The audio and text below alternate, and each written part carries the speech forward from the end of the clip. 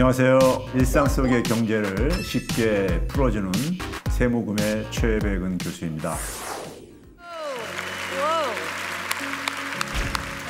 Okay. Bong Joon-ho. Parasite. This is very first Oscar to South Korea. Thank you. 참 자랑스럽죠. 저도 한때는 영화 감독을 지망했었던 사람입니다. 독재 정부 등장으로 인해 가지고 내 꿈이 바뀌었지만은 다시 태어나면은 영화 감독을 하고 싶은 그런 아직도 꿈을 갖고 있는 사람입니다. 그래서 굉장히 부러웠었고요. 영화 기생충은 우리 사회의 빈부격차가 얼마나 극심한가를 그 제목에서부터 사실은 보여주고 있는데, 우리가 인간 세상은 서로 공존하고 상생하는 세상이다 이런 얘기를 하잖아요. 그런데 봉준호 감독이 본 이 자본주의 세상, 한국의 사회는 공생 상생보다는 어떤 기생의 관계를 이제 그러니까 보았던 것 같아요. 거기에 사실 우리 사회의 빈부격차가 사실은 그대로 사실 녹아져 있다고 저는 생각을 합니다. 현재 우리나라 빈부격차 어느 정도 수준이에요? 우리나라 빈부격차를 전문가들은 소득 분배 지표, 다양한 지표를 가지고 얘기를 하는데, 저는 그것보다도요, 제가 오늘 소개하는 한 가지 지표로 모든 게 설명이 된다고 생각하는데요. 2013년도에 경제학자들이 어떤 걸 추정을 해봤냐면요, 부모의 소득 수준이 자녀에게 대물림 될 수 있는 확률을 계산을 해봤어요. 소득이 상위 10%인 부모를 가졌을 때 상위 10%로 살 확률 88% 됐습니다. 반면에 부모가 소득이 하위 10%일 때 하위 10%로 살 확률이요, 그것도 비슷하게 나왔습니다. 요즘은 그런 말이 때문에요, 할아버지 경제력이 사람의 그러니까 팔자를 결정한다는 이런 말이 있듯이, 금수저 흑수저가 개인이 나온 말이 아니에요.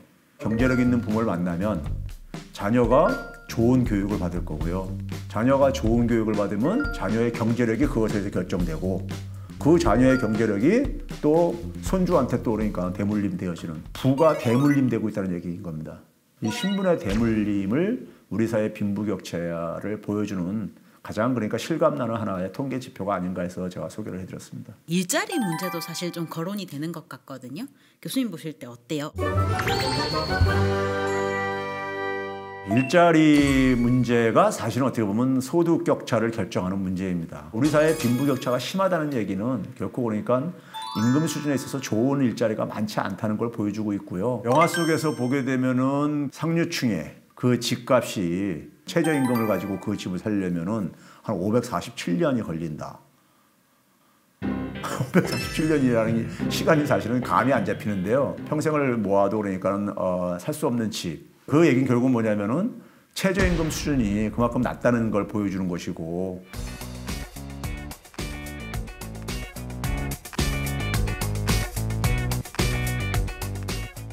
한 달에 그러니까 우리가 풀타임으로 일했을 때 209시간이거든요. 비정규직들이 대개 보게 되면요, 근로시간이 한 달에 한 110시간 정도뿐이 안 돼요. 그러면 당연히 뭐냐면 거기에 비례해서 임금소득도 적을 수밖에 없겠죠. 최근에 문재인 정부 들어와서 여성의 고용률이 많이 경제활동 참고율이 높아졌긴 했지만은 여전히 선진국가들에 비하면요, 여성들의 경제활동 참가율은 굉장히 낮은, 가장 낮은 나라 중에 하나이거든요. OECD 국가 중에서요. 그러니까 여성들이 사회 경제활동 참여에 굉장히 불리한 환경, 그리고 한 사회에 그러니까 허리에 해당되는 40대가 일자리가 줄어들 정도니까, 그럼 뭐 하물며 그러니까 나머지 연령층들이 오죽하겠습니까? 일자리의 이런 열악한 모습들이 결국 우리 사회의 빈부격차를 결정짓는 하나의 핵심적인 요소이죠. 기생충에서 나타났던 우리나라 경제 문제들을 좀 해결할 수 있는 방법은 없을까요?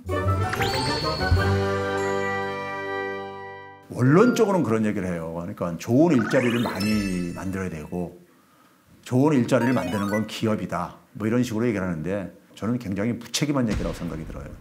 왜? 기업들이 일자리 못 만들어내고 있잖아요. 갈수록 줄어들고 앉아있거든요.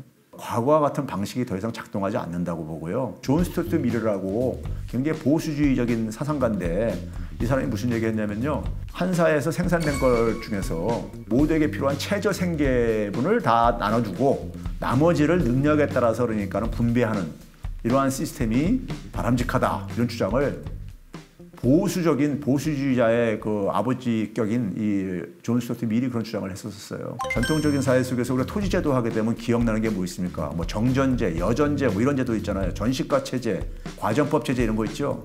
그게 뭔지 아세요? 성인이 되게 되면 누구나가 경작할 땅을 그러니까 국가로부터 그러니까 일종의 배급을 받는 거예요.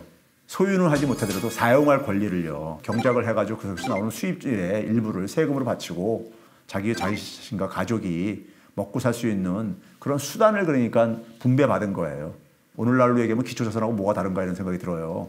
그래서 저는 기초자산제를 21세기 정전제라고 제가 이렇게 부르고 그러는데 국가가 공동체가 최소한의 그러니까 생계를 유지할 수 있는 그러니까 기본적인 것은 제공해줄 의무가 있다고 보고 있고 사회 구성원이라 한다면 누구나가 그러니까 기본적으로 최소한의 그러니까 삶을 영위할 수 있는 수단을 그러니까 제공해 주는 점에서 기본소득이나 기초자산 도입에 대해서 우리는 진지하게 우리가 고민할 때가 됐다고 생각합니다.